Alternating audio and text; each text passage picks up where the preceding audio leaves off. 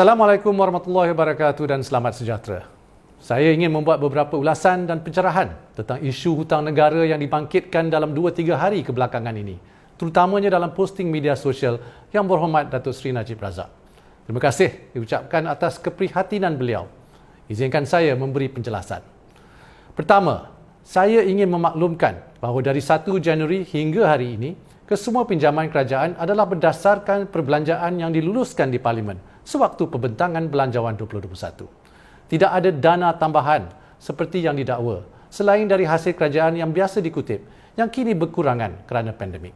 Saya ulangi, kesemua pinjaman kerajaan setakat ini adalah berdasarkan perbelanjaan yang diluluskan di Parlimen sewaktu pembentangan Belanjawan 2021. Kerajaan juga tidak pernah menggunakan ordinan darurat untuk meningkatkan atau menambah perbelanjaan melebihi had ceiling yang telah diluluskan oleh Parlimen pada Ogos 2020. Kedua, ingin saya memaklumkan bahawa pinjaman kerajaan setakat April 2021 berjumlah 81.8 bilion ringgit dan setakat bulan Mei yang masih belum habis ni adalah sekitar 99.3 bilion ringgit, bukan 115.53 bilion ringgit.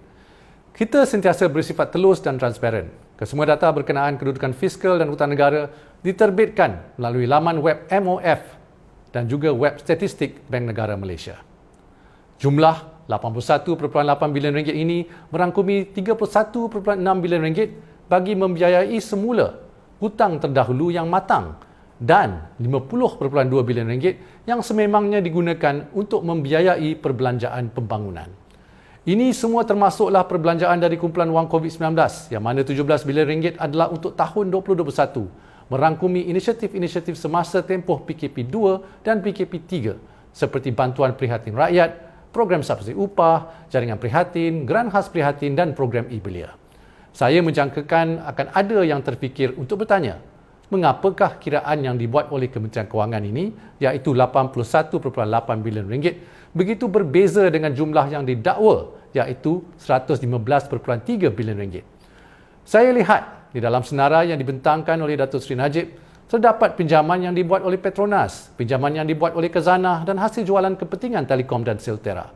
Secara terus terang, saya tidak tahu mengapa beliau memasukkan pinjaman yang dibuat oleh Petronas dan Khazanah serta hasil penjualan Siltera atau saham Telekom sebagai pinjaman kerajaan. Pinjaman Petronas dan Khazanah ialah urusan syarikat masing-masing. Mereka meminjam untuk keperluan modal dan aliran tunai syarikat. Ini hutang mereka. Merekalah yang tanggungjawab. Saya rasa perlu juga saya beri pencerahan tentang beberapa perkara. Kerajaan hari ini tidak bermain silap mata dalam membuat pinjaman atau perbelanjaan. Hakikatnya, kerajaan sekarang tidak membuat pinjaman di luar belanjawan tahunan ataupun off-balance sheet. Tidak seperti kerajaan terdahulu. Pembiayaan off-budget ini berjumlah 50 bilion ringgit.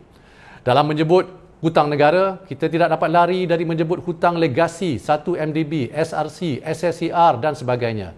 Kita telah diminta untuk move on, tetapi kita membicarakan hutang negara. Adalah penting rakyat tahu ke mana perginya duit kerajaan yang sepatutnya digunakan untuk membantu rakyat, terutama dalam suasana COVID-19 yang menekan. Kesemua liability ini dibuat dahulu, tetapi selain daripada pembayaran faedah, kita juga perlu membayar balik prinsipal mulai sekarang. Sebenarnya, lebih kurang 15% daripada hutang kerajaan adalah dalam bentuk komitmen jaminan dan hutang 1 MDB. Antara 2008 hingga 2017, hutang kerajaan persekutuan meningkat lebih 120%, tetapi yang lebih ketara ialah jumlah jaminan kerajaan yang meningkat lebih 240% dalam tempoh yang sama. Kerajaan telah mewarisi keberhutangan yang tinggi dan kapasiti untuk membayar komitmen kewangan yang lebih rendah. Selain daripada hutang kerajaan persekutuan, kerajaan perlu menanggung komitmen jaminan seperti 1 MDB, SRC dan SSCR. Kerana projek-projek ini tidak menjana pendapatan bagi membayar prinsipal dan faedah pinjaman. Yang lebih menyedihkan, banyak di antara pinjaman ini kita langsung tidak tahu apa hasilnya. Analoginya ialah seperti dialami ramai penjamin pinjaman kereta. Kawan lari, tak bayar bank. Kereta hilang, kita yang kena bayar. Begitulah keadaan yang tentang banyak hutang legasi yang kita warisi hari ini. Kerajaan telah melunaskan sebanyak 12.4 bilion ringgit hutang 1 MDB dan 3.1 bilion ringgit hutang SRC. Baki hutang merangkumi prinsipal dan kupon keuntungan faedah bagi bond, sukuk dan pinjaman berjangka adalah sebanyak 39.8 bilion ringgit.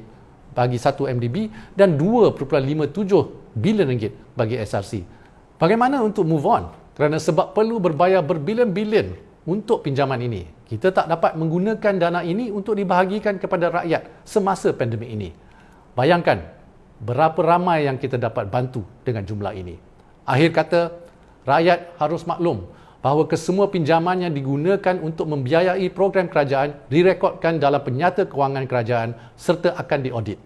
Kesemua pengiraan kita, proses pinjaman dan sebagainya adalah mengikut amalan biasa kerajaan yang telah dipraktikkan di Malaysia sejak dulu lagi. Sekian, terima kasih.